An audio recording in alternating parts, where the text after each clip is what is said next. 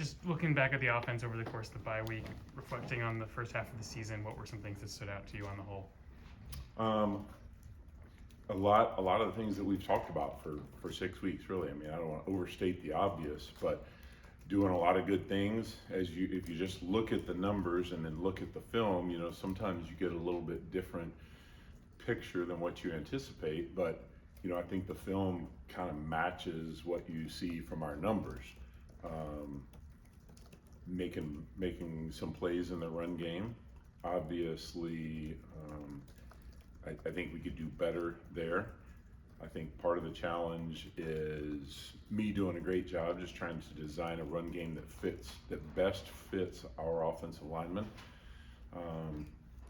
At times that can be a challenge when you're facing defenses that are giving you 7-8 man fronts, 7 against 11, 8 against 12 personnel groups. So there's an extra gap, an extra hitter, because we're seeing a lot of cover 3 with an extra hitter and one single high deep safety.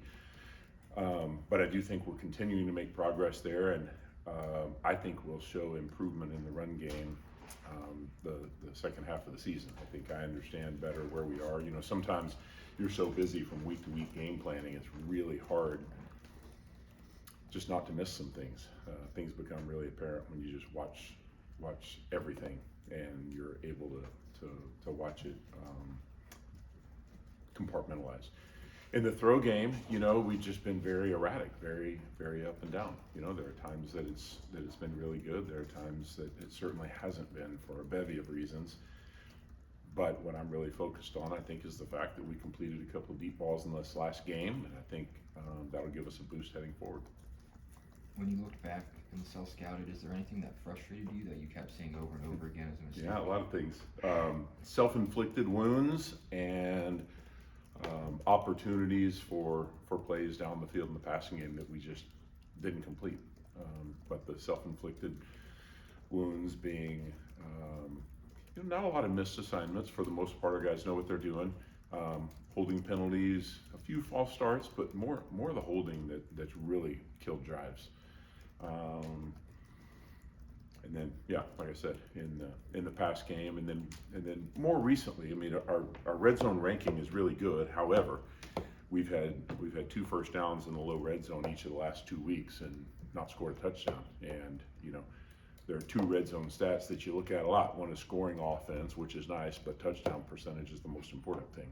And our scoring percentage down there is really high. Our touchdown percentage is still pretty high in terms of national ranking, but it needs to be better. And when you get the ball in that position with a first down, you need to be able to go get it in. Jeff, when you talk about the improved run game or expectation that it can improve and kind of designing what fits your alignment, how much input do they get? Do you talk with those guys about what they like, what they want to do, what they are comfortable with? I mean, how much of that at this stage of the season is happening? I would say some. That's a good question. And, input from players, I think, depends on a couple of things. One, have those guys do they have an opinion that's really credible? Sometimes you ask people who don't really know, or maybe, they're just trying to figure out how to play good enough themselves, and any other opinion from them really is a moot point. How much experience do they have?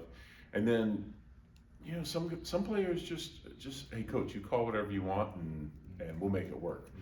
So I would say a little bit, but we've got some guys that I think just recognize that they need to do some things better, and that's where it's at. Jeff, where do you see how have you graded out the offensive line in the first half? I would say overall a little better than probably what most people anticipated. Certainly better in protection than I think most people thought where we would be. When I say most people, I'm talking about ourselves. But just a little too sporadic. A really good game followed by a game where we don't really settle in and begin playing consistently until the second quarter or even the second half. We've had a couple of those. And so, an offensive lineman, and collectively an offensive line needs to be consistent. You know, if you're consistent, even if you're not great, if you're consistent, then the guys who can be great can go be great. If you're really up and down as an offensive line or as an offensive lineman, those really low plays impact somebody else's ability to do something great. As an offensive line, if you just kind of do your job in a better than average way and you have good skill players, then you're heading in the right direction. So we just need to be more consistent, I think. What do you see from Houston on film? A really good scheme. I think they're very well coached. I think the scheme is sound, presents some problems for you in a number of ways. Really big, physical in the defensive line, guys that can hold a gap and really make it challenging for you to get up to the second level. Linebackers that'll pull the trigger and come play, and then like everybody in this league, a quality secondary that's not afraid to man you up on the outside. And you know, there are more zone principles than man principles in their back end, but there are times where they choose to play some man, and then there are times even in their zone coverages where somebody will end up one-on-one, and hopefully we can find some of those. With Quentin Skinner, why do you think he was able to put it together in that ASU game, and how can he continue that going forward? Yeah, I think he's been willing to really set his jaw and nose to the grindstone, and I mean, I really think he's made it happen. You know, one of the things I say to players all the time is things just don't come together because you keep showing up every day. Everybody shows up every day. Everybody practices, your opponents and your competition on your own team. And so if you're just showing up every day and sort of giving your proverbial best in practice, well, that's the bare minimum. That's what everybody does. If you need to get better at something, then you got to find some time to work on that. And last week and it's really started before last week, before the last game, I'm saying. But especially that week, he and JD stayed after practice and just threw together and over and over and over. And you know, I've mentioned before, I think we're still making up a little bit for lost time with JD in the off season and summer. And so really, really proud of what he did, and the fact that, you know, the process led to that. It didn't just happen on game day because it just happened to be their day. Go ahead. With Jalen, you talked about making up for lost time. How do you evaluate sort of his progress within that prism where you say, hey, this is a guy that didn't have much of an off season, and so you look at it maybe a little bit differently than just, hey, this guy needs to be better. Yeah, I mean, I don't know, how do you evaluate it?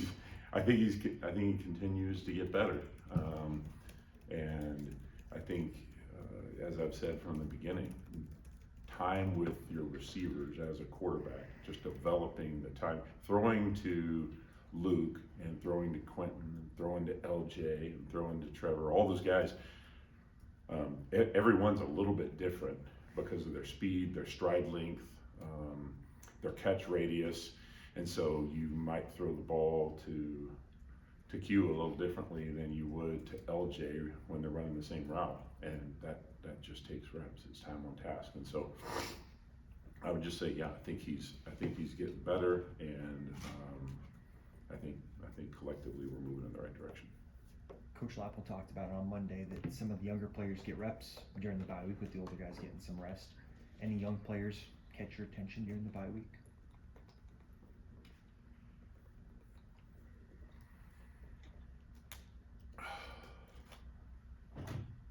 No one that sticks out in my mind right away. No one quote worthy at this point.